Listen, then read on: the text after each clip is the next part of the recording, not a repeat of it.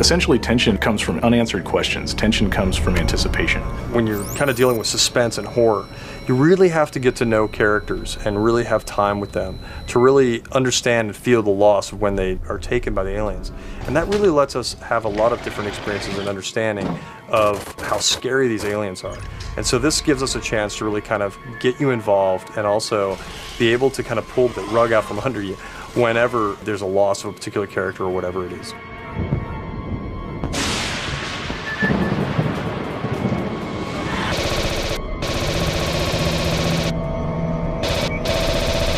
When you can survive an encounter, beat them, man, that's when you feel like a badass.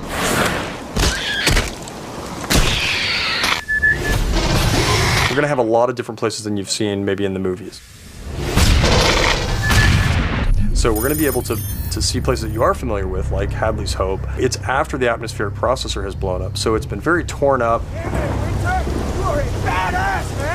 And it kind of had an explosion that explodes up, not out, but nonetheless, it still had an impact on what happened to some of those areas that you were familiar with. So you now get to come back in there and see them in a destroyed or distressed state that you didn't see before. You'll be able to explore areas that you hadn't seen in the movie. For example, being on the Sulaco, we'll have a lot more time to spend with the Colonial Marines there, as well as getting closer to areas that we've all wanted to see, like the jockey ship that we'll be able to explore more in and around.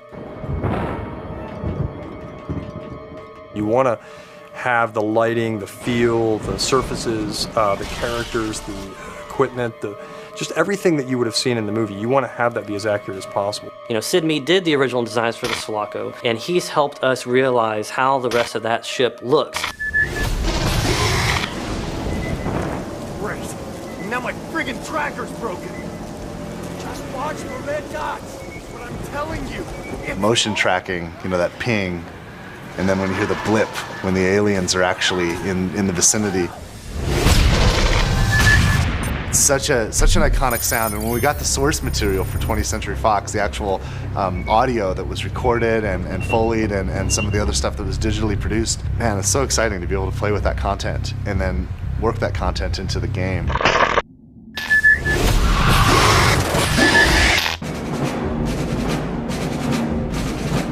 I think that Aliens fans, people who really love this franchise, are going to be really happy with the way in which we brought this forward. It's got a very strong story, it's got great action, it's got an interesting enemy. Fans should be expecting to be scared, they should be expecting to be excited, they should expect a lot of action, just like the films. They should expect an experience that is an interactive version of all the Aliens films that they've loved so much and finally realized in full 3D. You know, I've made a lot of video games, I've made a lot of action games, I've made a lot of games that involve shooting and games that involve soldiers, and I mean, and games that, you know, where we're saving the world from aliens too, frankly, and I gotta be honest, I've been stealing from aliens my entire career. You know, there's always lines from the movie or situations or events where we just borrow, and it's influenced all of us. It's influenced an entire generation.